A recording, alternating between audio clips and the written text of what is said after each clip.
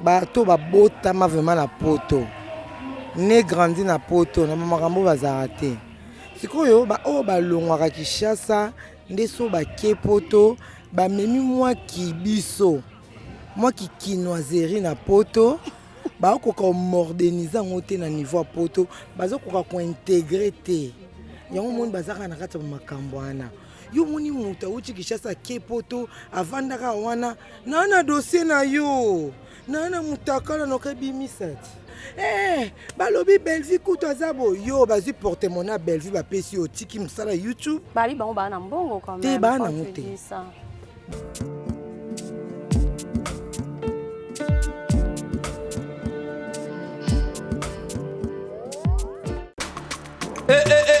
Mwana mama kobuka na te yoka lisolo mama Gisnovitz yende coach ya loposo ya nzoto na bino aye na bakisi oyo ezotraite batempo banduta baboko na ndenge oyo epesaka mbindo mpe bosoto na kati ya nzoto na bino lokola poche des yeux ride na elongi vieillissement oprofite na cash ne okoma kobomba elongi okoma koyokela nzoto na osoni kobuka na te luka kaka mama Gisnovitz okozonga lekeleke mwete ku mama na ngai babi mama Gisnovitz azo soigner nyonso etali loposo ya nzoto na bino yo muto betela batampo esala keza mvete silaka te elonye nzuluka ekoma lokoma batume na depo makala yaka po toyebi docteur aza kaka moko coach aza kaka moko kozwa ye eza nango facile aza mpe na Facebook WhatsApp basite nyonso ya internet soki olingi ozwa baproduit na ye livraison nango eza partout dans le monde tobeta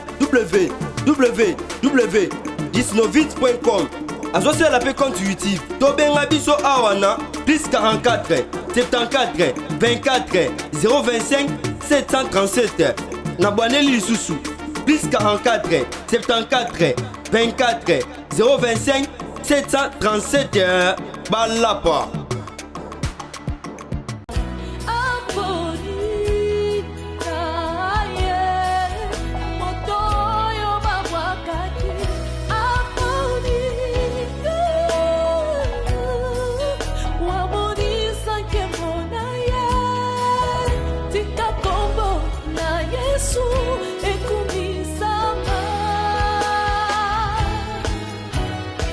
Merci de me faire confiance. Merci surtout de renouveler la fidélité dans le service de Pessarabino. C'est la votre FB.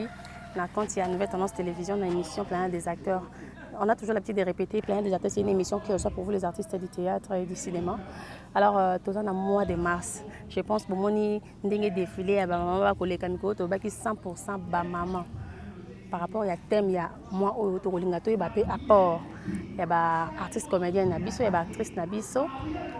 Pour par rapport à thème et puis l'oroni va organiser l'oroni va surtout entre bango na bango na Moussa na bango au fait. Alors pour je me sens honorée d'être parmi le grandes dames. Il y a un groupe Sinark na gauche nanga et puis na droite nanga vraiment je suis bien entourée na ba maman il y a Sinark na olingato solana bango lelo par rapport à thème et aussi ndenge na lobaki na débit marambo ya Covid au ba côté sur la thème est-ce que ba parce que ba pourquoi parce que je pense bien to aussi les sango na ba maman ya Sinark to comprendre que ba tous c'est comédien ba comédienne ya mboka na biso ndenge bozora bango ezala bongo te journée spéciale réflexion voilà sous l'arbre. Bonjour le maman. Bonjour. Les grandes dames. Bonjour. Journée de chance spéciale en tout cas ma maman Sinark. Bonne d'abord. Ouais, tout ça bien Sinark, nous bien les mamans dynamiques, donc tout ça vraiment dynamique. Tout vendité, tout bouger les sous parce qu'on est dynamique. On va bien, nous allons bien. Très bien. Voilà. Nous sommes battus babi. Eh, li parti à Sinark. Bah, ça quand même au Kokana li parti. Ah, bah, nous sommes au Kokana li parti. Bah, nous sommes battus nanga. Aux ande quoi si là. Bah, nous sommes battus nanga. Bah, nanga Kokana kana batebele. Na peut-être pour la mise mine, ne tonde ni pour la Kokana kana batebele. D'accord, vous pouvez vous présenter na bateau bataille le babi. Eh, tout le monde est dans la scène. On va passer on a combat le coup. Bah, vrai combo non vraiment. Non, on a changé de combo. On a joué à combo nanga neige. Prénom nanga neige. Mais mon nom de famille c'est Kaombu. D'accord. Par rapport, est-ce que tu première question d'habitude Eza, tu as un mois de mars. tokola tama pour tokobina tokosala ba action ebele mais surtout ebi thème ya mboka na biso du point de vue international non du point de vue ya mboka na biso thème ya mois de mars ya né oezani ONU parce que Zaiki pour la première fois maman depuis 1911 et comme mondial et depuis là ONU ndé mutazalaka ko bisa ba thème chaque année et tout et tout ONU année oyo alobaki azo bien sûr leadership féminin dans un monde légalitaire dans les dans le monde du Covid dans le monde du Covid-19 voilà dans notre rapport par rapport à nous les femmes leaders quoi pas seulement je dirais pas seulement les femmes leaders mais leadership de la femme même dans la maison la femme est toujours leader tu vois donc voilà je peux dire ça dans le sens où alors en étant actrice comédienne après on a bino ezanini na monde ya Covid-19 bon on a le bas plus pour na biso toza ba artiste comédienne dans le niveau de biso ce que nous pouvons faire pour éradiquer parce que la première des choses que nous faut le souci majeur est d'abord l'éradication de la maladie. Donc nous voulons vraiment éradiquer cette maladie, cette pandémie. Et pour nous, on a un niveau, en tant que de femmes dynamiques, de femmes innovatrices, de femmes leaders, nous avons apporté un niveau pour sensibiliser. Partant de parce que tout ça va tout éduquer à masse. Donc ce que nous pouvons faire partant de ça pour éduquer masse, pour éduquer pour réveiller conscience à chacune de personnes c'est qu'azali aïe que maladie est ça et puis ça tue. Ce n'est pas une aventure. Et puis nous avons une cache nez là il faut qu'on se protéger, laver les mains, les gestes barrières au baïe ça ne sont pas pour tout ça aventure. Il y a des cas pour président Vandaneka Wasaka. Non, c'est vraiment important de respecter la geste barrière. Nous à notre niveau, nous pouvons faire des actes pour rappeler pour sensibiliser encore les gens. Na ba message so ato ça so théâtre to ça maboke mais so ko landi na maboke na biso so ça la kizalaka na leçon mutu moi si bek ça kufi mutu moi bek lora muninga sali donc ezaka na ba leçon to ça là pourquoi pas to ça appeler leçon pour éradiquer maladie pour un futur sans Covid. Voilà, pour un futur sans Covid. Nazo partager je viens de mon gauche mon droite pardon na comme ce qu'on a gauche na maman na biso oko se présenter na batu ba otala o. Ah oui, bonjour. Moi, je suis Michaela Kapinga. Voilà. Actrice à groupe Sinar. Actrice à groupe Sinar, oui. Tu as dit le lobby sur la maman par rapport à Makambo, il y a mois de mars. Alors, nous avons fait sur le thème de la Covid. En cas de thème, il y a mois de il y a journée internationale des femmes, il y a année oyo. Alors pour nous, question nangeza na batu oyo baduta ki malade wana ezo exister. Qu'est-ce que tu pourrais dire parce que c'est aussi un moyen de sensibiliser bango d'une manière ou d'une autre. En tout cas, premièrement, moi je veux leur d'avoir informé que la maladie existe. La maladie est réelle. En tout cas, il ne faut pas baser à la légère. Parce que malade est allé. On se promène à tout le temps avec des cache-nez et tout. Parce que malade est allé. Alors, on a koyebi sabango, ba sala, ba jeu sur yangote. Ils doivent respecter de mesures barrières. Et puis, tout ce qu'on nous dit sur ça, en tout cas, c'est tout ce que moi je peux dire. Voilà. Voilà. Alors, par rapport à la campagne Ndenge et Banda qui est salato, ekita, emata. Il y a des mamans balobi, Ndenge bati ba geste wane salipe que ba misana na bango msusu moyo ba sala les ali sosoute. Qu'est-ce que tu pourrais dire na ba maman o tom sala musala mo boye, moya ki ndo sala musala wane date parce que malade des ali. Non, en tout cas, on continue que ça musala na mais en respectant les mesures barrières. On doit se laver le main à chaque fois. On doit se protéger, on doit mettre de cache-nez et tout. En même temps, tu es en train de travailler, en même temps, aux respecter les mesures barrières. Alors, maladie ne nous empêche pas de travailler. Il suffit seulement de respecter des mesures barrières et du tout, tu peux tout faire en tout cas. Voilà. Alors, en étant femme, d'une manière générale, tout le monde a les lots, surtout actrice, guerre d'esprit dans les réseaux sociaux, qu'on s'en charger donc on va programme comme les choses que c'est traité à l'amiable en huis clos comme il faut l'exposer point de vue par rapport à ça. En tout cas moi je dirais par rapport à ça nous sommes tous des actrices alors premièrement, je veux parler sur le respect. On doit d'abord se respecter. Là où il y a de gens, il y a toujours de problèmes. Le problème est en raté. Alors, quand il y a un problème comme ça, on dit le linge sale, c'est lave en famille. La place où exposant, on a réseaux sociaux, dire n'importe quoi, ou bien qu'on traite de qu'on a eu actrice de je ne sais pas quoi, vaut mieux qu'on bengaye. Vous traitez l'affaire à l'amiable. Et puis moi, je suis contre Bato Bazarosa, un problème de qu'on a eu actrice. À niveau à Moussala, au exposant, on a un réseau social en tout cas. Moi, je suis vraiment contre. Moi, je dirais à ces genres de personnes d'arrêter en tout cas. D'accord. Alors, tu vas continuer. Tu vas continuer. Na ye na osu kana mama jita to zonga zonga na esko na ndeko na biso mwasi lelo mwasi ya théâtre na baton eleke zalaki babala raté na minute esko ba mama théâtre ba komi ko bala mais ba ndeko ba ko loba pe moi mukie ki mabala ngo en tout cas espoir ezate parce que ba okota ba bozo bala na lo yenge yo ko lo balini par rapport à ça. Tu peux tenir hein? Bonjour. Ouais. D'abord je vais me présenter.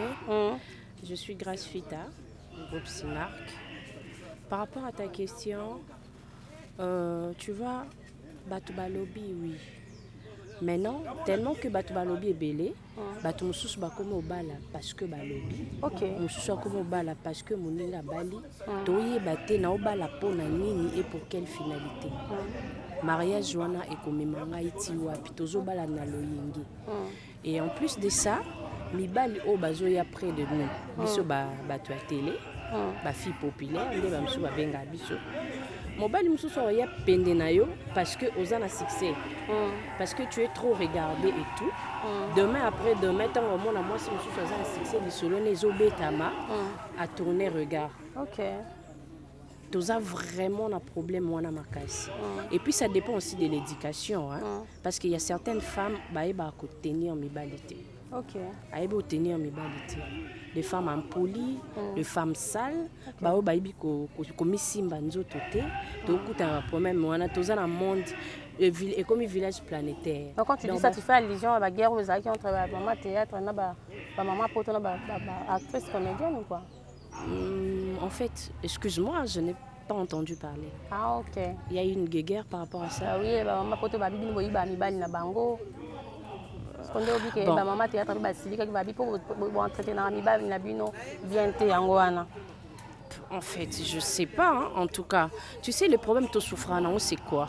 Mibali o ba uta poto ba ko linga biso sincérité zalate na monoko.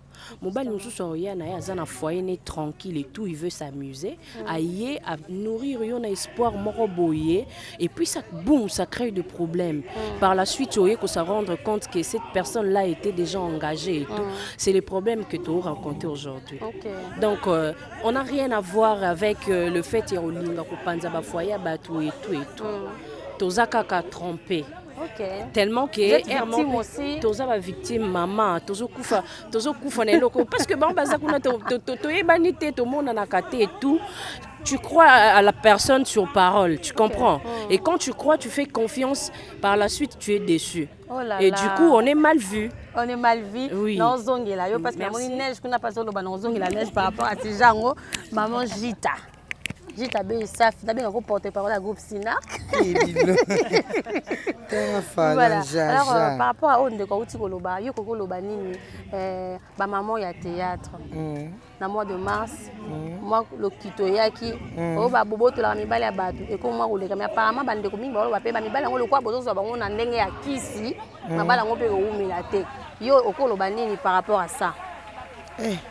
Kana nokela ka ba keso mo ya ngambo. Pour nous tourner à Maramamboka te. Toko sola Maramamboka toza lelo, journée d'échange. Falon. Au moins ma maman na biso o baza na poto. Muki ba o ba botama vraiment na poto ba ne grandi. Na ba makambo bazala te. Oh. Ba to ba botama vraiment na poto. Ne grandi na poto na ba makambo bazala te. Sikoyo ba o ba longwa Kinshasa ndeso ba kepoto.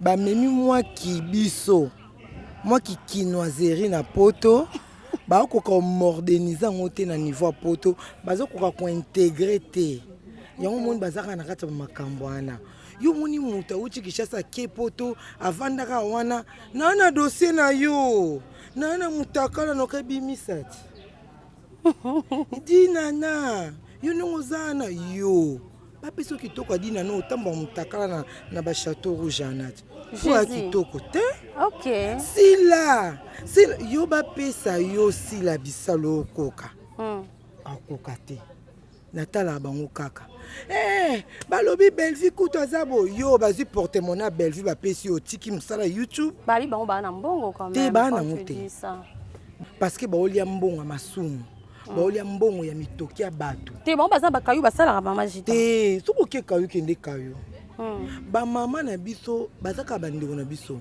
olinga te bamama na poto wana bayaya na poto bayida biso makasi basunga biso bakabelaka biso po biso tokabelaka na biso bango te bango nde mutu bakabelaka biso donc yo ndimi quand même hein? Oui nakowangana te ngana na bato oyo aza ni mwana tata mwasi na biso ni mwana mama kuluti na biso ni mwana noko na nga me mpo na kaka na mosala oyo ya théâtre asaleli mwa koli afuti pa agence le roki otali niveau ya koli biloko asombi ya qualité. Ok. Donc, il y a une qualité quand même. Il y a des gens qui ont nié d'ailleurs effort à maman diaspora. Bon, ça dépend. Ça dépend de la relation. Hein. C'est lié à que l'autre coquille na mongongo na. Attends, pour toi pas si koleka Kinshasa. Il ne neige pas de l'argent en Europe. Qu'il y ait des neiges qui fait mal na banzoto. Mutu moi bima 4 heures qui caillou, soit sommelio ata au choix $5 PC merci. Justement. Pour yo jamais au sommelaye. Vous comprendre. Moi je suis très reconnaissante avec les gens qui nous aident. Vous comprendre. Mais je suis en colère parce que beaucoup de ces gens-là, ils sont là seulement pour nous insulter. Ce qui n'est pas bien. Non, on a fait le bois à porte. Dans la falon, au moni batwa, to bimisa mabena bango pour changer. Na li fait le bango te ba protocole. Jésus. Bino bois ba protocole na li fait le te. So mutaza mutamasumu botika ke na ngobongo nzambe ye moko on s'en charger na ye. Yo za wana te parce que o bazo sala en croyant que bazo bimisa mabe pour ba bongol sabatu, bazo kota kana mabe. Vous comprenez? Vous savez que vous foncez quand tu n'a pas un exemple. Ouais. Eliana Bafana. Et puis je suis là pour sauver les âmes. Alléluia. À qui n'a yorobo basuki wapi? À sauver ma âme on pas yorobo te prendre. Buzoba. Est-ce que question à ça? Est-ce que le autocollo va toujours fier de maman ya diaspora? Certaines oui. Certaines femmes de la diaspora ce sont des femmes qui ont des têtes bien faites. Bango nyo surtout bazaka bakizengite, bazo bate te. Eza na baso bakenda poto batanga. Bazama yelo, autant ata na YouTube na yem, tu prends quelque chose. Ba Lady Sonia. Autant la Lady Sonia, elle t'inspire, mama kambazo ko inspire yo. On a une femme vraiment, il y a bien. Okay. Mais mutu mususu aye na YouTube kaka ayaka bando finga bandeko na to ça la théâtre musala oh eza passe.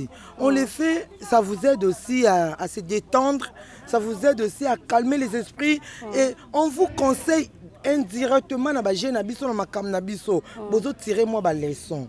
Ce n'est pas bien ce ko yokinga na likambo.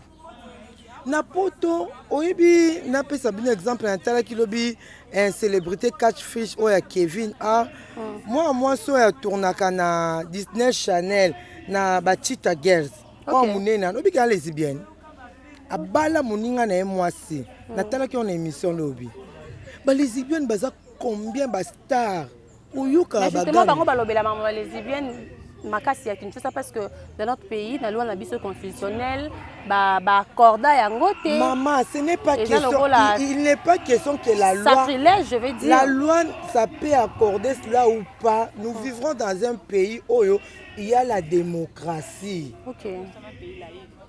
Donc la personne elle est libre de faire sa vie comme bon lui semble. Si Kanzambe a s'en charger naïe.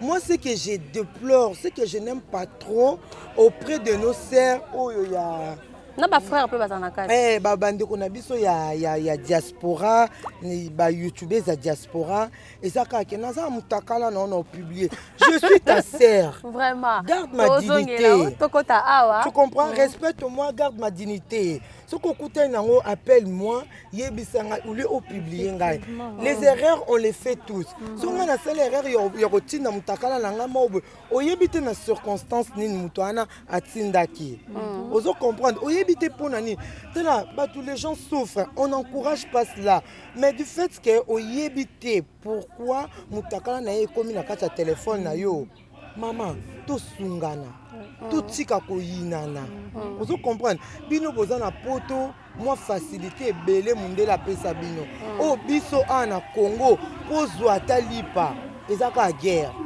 donc bandeko na biso diaspora to se comprendre kaka boye bakaki to bandeko na biso nde bino bosala berere nde biso pe to sala berere soki to salelo moya mabe so moni mutakala ndeko na yo so ko moni eloko mo be sepeli so te luka ndeko na ça sert à rien so ko moni que film mo boya théâtre zaka lesbienne luka isola na ye koyo belela te et puis surtout ça choix na ye eza choix na ye na li fait le poids protocole te to zongelo mama jita voilà to beta masoka makambo ndenge le makambo ya diaspora et matara kitasa kitara na se to zongeli neige ko lo banini par rapport à bande comme ça c'est moura na bato ba relation amoureuse peut-être mon balaza moins âgé que moi si Zamba yebisi ngai na feti ya Kana Jésus abongolaki mai vino kasi sali wana bato bamonaki te yamba souffle ngai bikenda na veni Luka na direction Bergmani derrière maison communale ya Ngiringiri ndio komona sali wana yango na ye po ye nzambe akosaka te po nga na yebisa nzambe wana so akosi nga na ye tolobana te. Du nouveau à Kinshasa, Ngirigiri Latielamba Sika, la salle polyvalente Sam Selchek met à votre disposition une salle de qualité, conditions VIP, sécurité assurée, tout au bon point, très disponible à un prix abordable.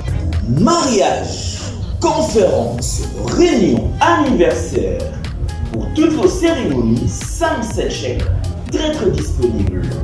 Bien-aimés de toute la ville de Kinshasa, RDC, Tobengi Sibino, Yassika, du nouveau, nulle part ailleurs, du nouveau à Kinshasa. Pour tout contact.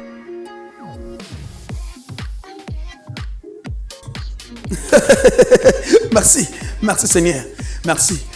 Talaboke Sénézali, entre Fetu Kendaka, il y a voisin na yo to voisine na yo. Soki ke boke Sénézali ya solo, Feti ya yo ko sala mokonate. Ya yo ya kanangwao.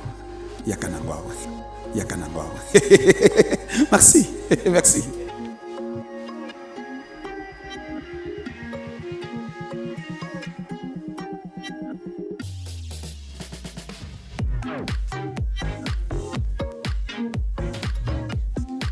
Mouké, dès qu'après moi si n'est mukolo. Neige peut commencer puis vous allez ajouter les lois héroïnda. Namona te na Bible que ba koma place mo boye moi si fazala leki mombali fazala ya donc na ebité. Ezaka par rapport ya création hein mon ba zara botamara liboso après ba créer ka liboso après moi si ba ko ça dans pandia mobile peut-être. Mais dans la Bible, ce n'est pas souligné, ce n'est pas une doctrine. Ce n'est pas une doctrine dans la Bible, ce n'est pas souligné.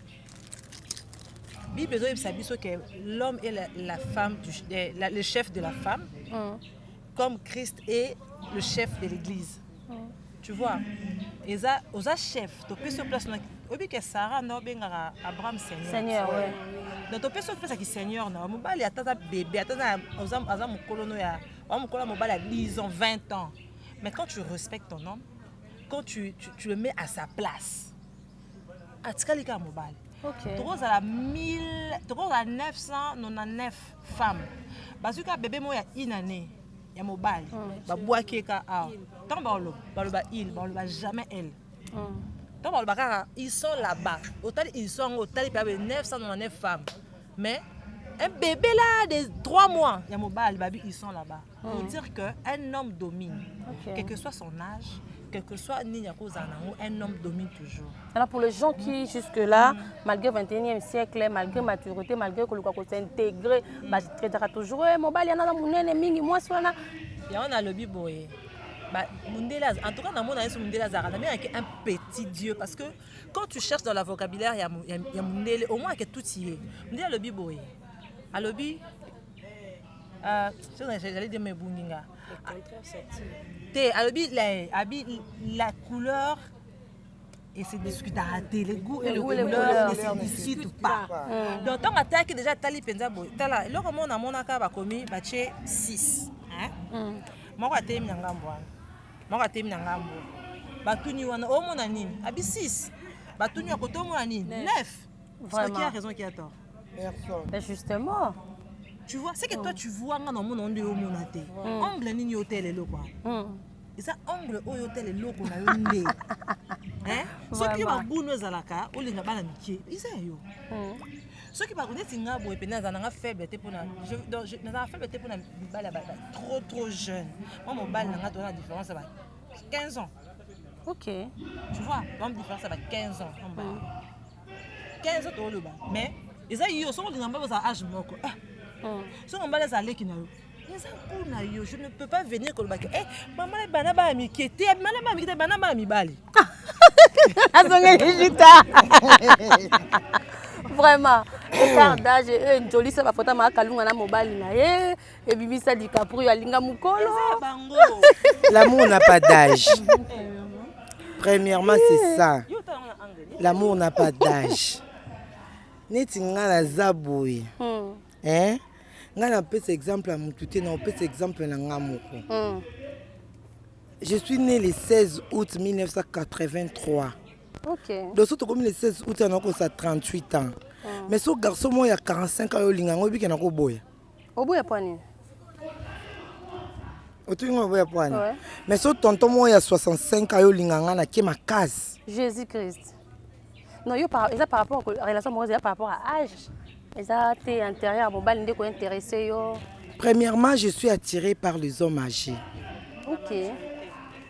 Je suis la maturité. Non, c'est pas la maturité. Il y a de ces hommes-là, il est beaucoup plus âgé, mais sans mature. Oui, voilà. Il y a aussi un petit gamin avec une tête bien faite. On appelle l'âge de la maturité, c'est-à-dire que les gens qui ont déjà plus de 45 ans. Voilà. Tu vois, c'est pourquoi je parle pas de la maturité mentale. Voilà, l'âge de la maturité. Voilà, c'est ça. Okay. Exactement. Donc ma voilà. Maman Sinak Lelo. Je suis comme ça.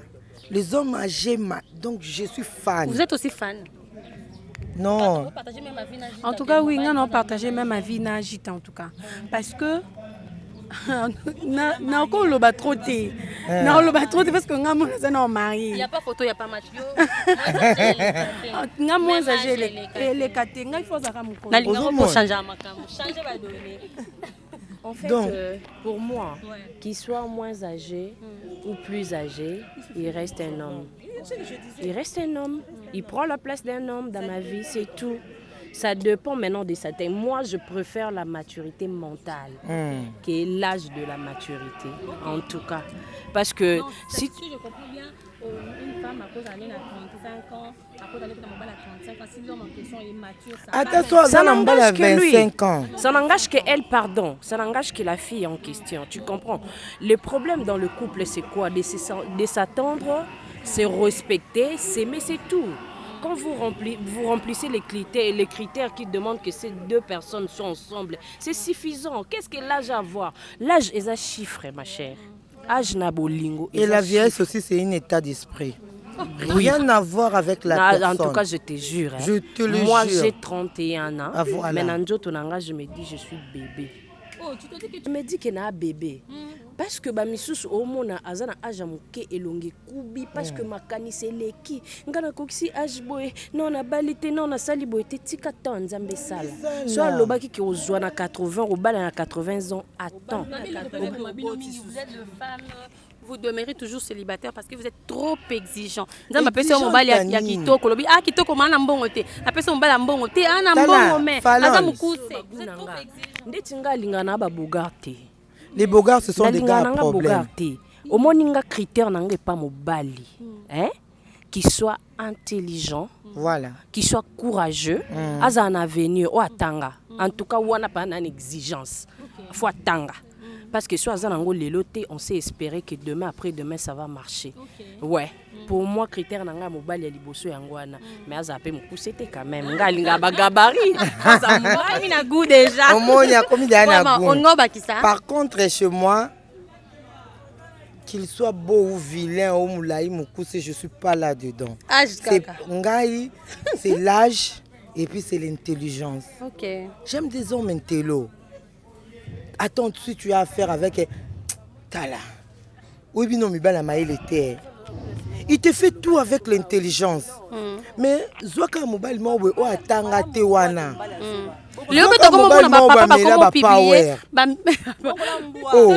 Il te fait tout avec son idiotie dans la tête. Tu fais quoi avec toi là? Avec les dames du groupe Sinark. Alors on a comment on a surtout papa, comme babi, balembi, comme publier même maman genre peut-être telle moi c'est mon bimba, cousine salité, nini boy salité, réaction par rapport à ma vidéo comme ma réaction papa comme tombo, comme ça va bosser ta maman libanda. Oui bi. Bana miyo na balabala tout ça. Maman Abisso a couffé na 65 ans. Na âge de 65 ans, maman Abisso a couffé. Même cololé to kabola bloka maman Abisso ba cousine nga propre. Bana ba maman leki na bana ba noko na biso bazoye ba kaleso maman Abisso. Oh, pourquoi? Pour ba boire te pour ba lata. Oh, c'est-à-dire quoi? Niveau propriété. Bazui yango. Kaleso ba repassa. Non, c'est bon, oh lata, oh na yebi yango bazui. Il y a tellement soin.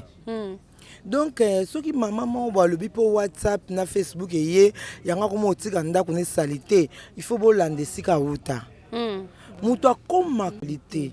Marie ko changer pe justement. Oui, moutoua koko changer, moutoua koko copier parce que les lots yo makamnyo tout bazo ko apprendre biso on internet. Ko soko la basani makamnyo soto na ezo la kisama. Donc, kolamba ba recette nyonso tu ya ba chinois et ya banani okoyeba. Donc mutu apprenaka chaque jour. Non, ça pour comportement papa attitude papa ni ba décider ba ndo mission ko libanda. C'est que papa na ba lobi ba lembi. Ozomona siko eza ba jaka ba papa na ti akomi na niveau ko bimisa ngo libanda bongo seke a fatigué. Là a fatigué ce ko ta film bo ya théâtre grachou. Mwindo angolo fi a choko. Akwelelié. Là akwelele wana ale. Bino ba fi a théâtre bozambani na bisoté. Obatelité maman sokola ba sanité kaleso mobali ba sokolaka babwaka moi javel na 4 pe ba repasaka pe batandaka na moyi omoni ba fio bakanga bakaleso likofi na salle de bain na bakada salité de nature ozio chamo singamo boye ale osokolo ozio kaleso no kanyongo likofi te na ba appartement pe bazaka na ba bloc na sèche linge za côté na balcon autant kaleso no kanyango pince osokoli soutien na yo babilo konyo tout ça compte maman mingi soutien bala tata msusu par na semaine moko ta msusu a changer ne ka 3 soutien. C'est quoi pour ni caleçon vous changer à la semaine moko 3 caleçons. Hein? Moi il faut changer pour soutien. Na caleçon wana. Na tout une question de nos jours parce que comme appelle le makisuso maramba on a poto ko moi muke kendanga no mais na Afrique na biso awa so mobile o lamba na ndako so ça ba misala ba tâche ménagère et tout et comme un problème pourquoi? Non, il faut comme un problème. Bon, wana il faut dépendre. Il faut comme un problème parce que à partir de wana on a compte, on a marié. Il y a des fois dans l'amour qui n'attend je me sens pas bien. Aibi singa idenga par amour. Non boya. Si mon mari, so une belle famille yo kuta problème. Te belle famille en côté na ka sa couple na ngati. Parce que ça couple na ngande non gérant za biso mi balé. Merci. Donc mobile na nga suka lamki na tongo aujourd'hui me dit que non chérie aujourd'hui je vais préparer to ça lango par amour. Donc yo maman bokilo soko yo lokwa étape na c'est le cas. C'est comme ça to continuer. Les maman bokilo zala marié yo zala. Maman bokilo ba telemi hein ba bibana ba mi bali faut boyamba. Bon entretenir bango bien en fait. Je sais d'abord le pourquoi il y a le 8 mars. Le pourquoi le 8 mars, depuis depuis 1911. L'idée qui prend la égalité de sexe. Égalité de sexe, na biso to bundaka pour na salaire te. To bundaka pour na te que o to ça to ngito za égal na nyonso. Si maramba couple ya. Te maramba couple dans le sens où un homme n'est pas super homme. Un homme est humain. Okay. Je suis humaine. Maman, biso kuna kini ko c'est passable, mon bali ya sala moi c'est ateka na coin un mois zona ndoko la mi fufu. Ce que tu na ba to te ba poto. Ba ta poto o za ke yo bi 4 ba mi 4 bo ke kayu. Après bo zongi siko tongo zongi kozonga no zongi wana le moi si po bala ki ye na ko sala moi si ko sala pe musala moko bino mbale bo kena soko la so ba bibembe bo sala so ki bino mbale par exemple pour bobuka ba pomme so ki bo sala na hôtel bo tanda ba drap bino mi bale bo sala ngo après bo sisi musala ali bo zongi ba égalité wana c'est pas dans le couple non et là to bunda na nde ya ngwana égalité na nyonso pour dire quoi na bité na koma égal à mobile na ngana ndo chez musapi na gangela ye et comment mater bon là moi je vais contredire Neige un tout petit peu. Et comment mater que ba tâche waza moi c'est comment mater ménage ya ngana mobile ménage wana eza ya biso mibale. Non là je ne suis pas d'accord avec Neige. L'homme déjà déjà contre Makambo égalité l'homme et la femme. Je n'aime pas trop ça.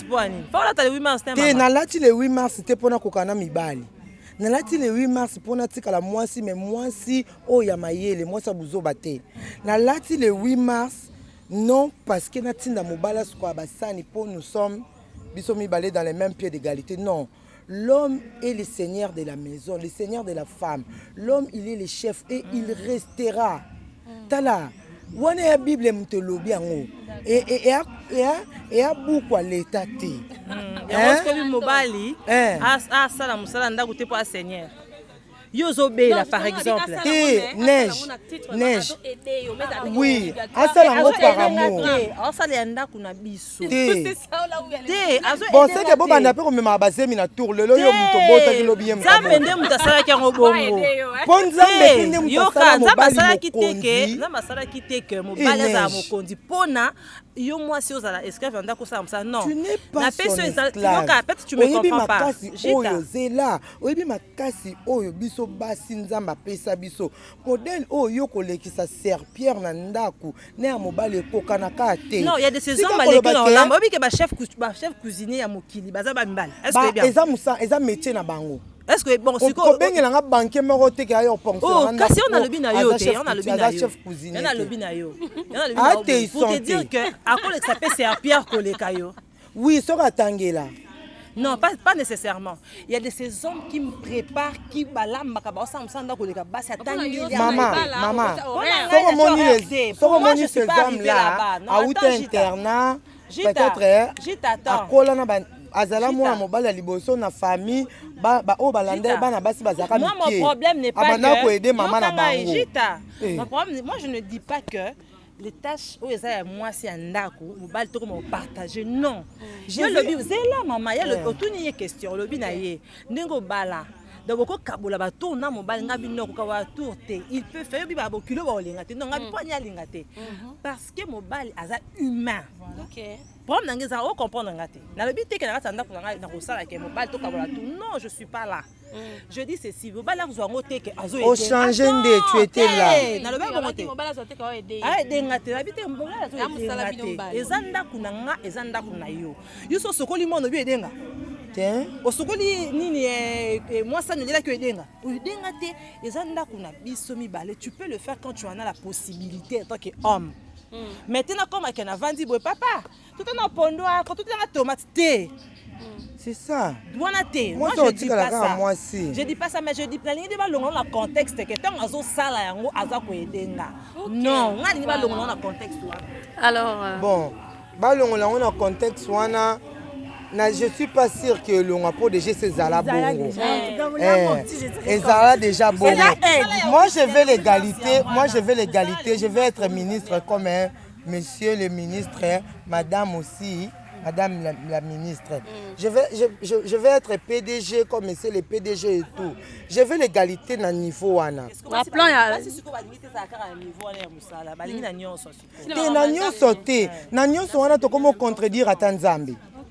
parce que Nzamba l'homme est le chef.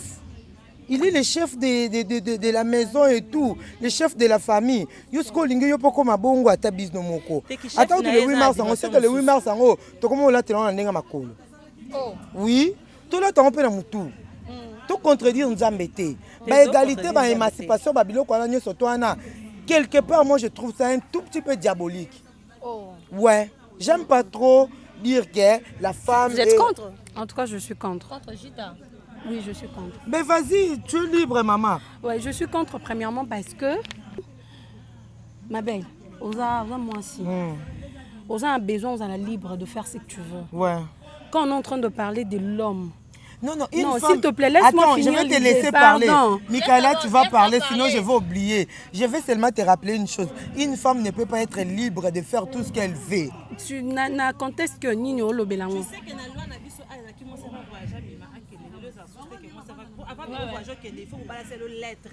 mais si tu es marié normalement. Non. Si tu es marié, ce sont des. Oui, c'est quoi les sous mais une femme mariée. Il y a des choses. Oui, par rapport à le 8 mars. Oui, par rapport à le 8 mars, pour basi ba telemi ba lobi ke alingite ba contrôler, alingite soki azo voyager. Une femme ne peut pas être libre de faire tout ce qu'elle veut. Tala, opesi mo simbonga mombongo. Ateka biloko, ateki na njoto. Une femme azaka kamutu toboyi na bisote. Hein? On est des femmes intelligentes, on est des femmes auto-évoluées, on est tous, oui, on est tous connus. Mais moi si pour ça le lot comme l'âme, il faut qu'à un encadreur. Il faut que na mutu moko zo songisa ke na nzela.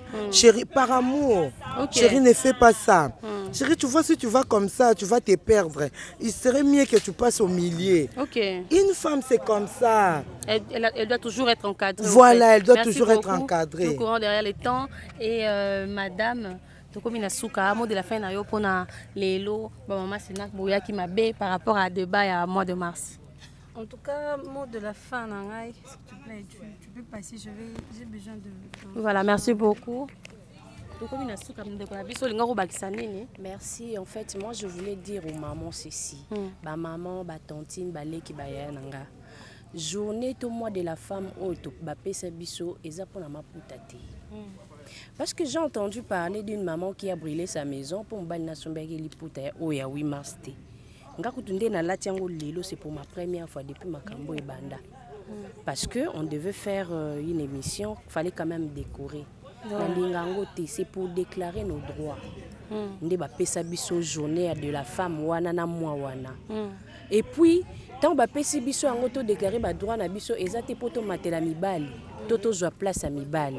C'est tout ce que j'allais rappeler aux mamans en fait. Voilà. Dernier mot nanga yango ana ma chérie. Merci. Alors toyeli yo maman na biso, tozo sukana yo. Voilà, ba maman bandeko nanga ya basi. Moi, moi, les poutatés n'engagent grâce tu koloba, et moi, la réflexion, moi, maman, faut téléma, au Luka, au ça, quelque chose. Moi, je dirais que dans le bac, il y a début année, vous allez année à concrétisation.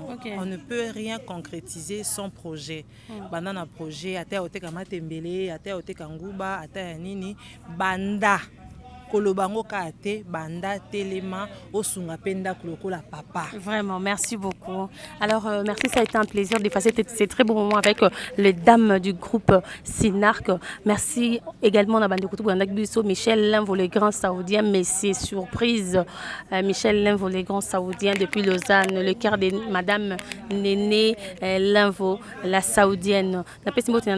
Maman surprise depuis la France et pourquoi pas mon vieux Matou idole depuis la Suède. Mariette Penda, je t'aime tellement trop. Des gros bisous à tout le monde. D'ici là, portez-vous bien sur des programmes sur Nouvelle Tendance Télévision.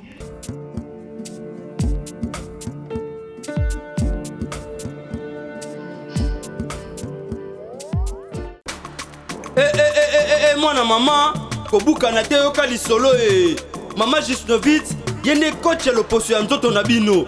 Aye na bakisi, ozo traité ba tempo.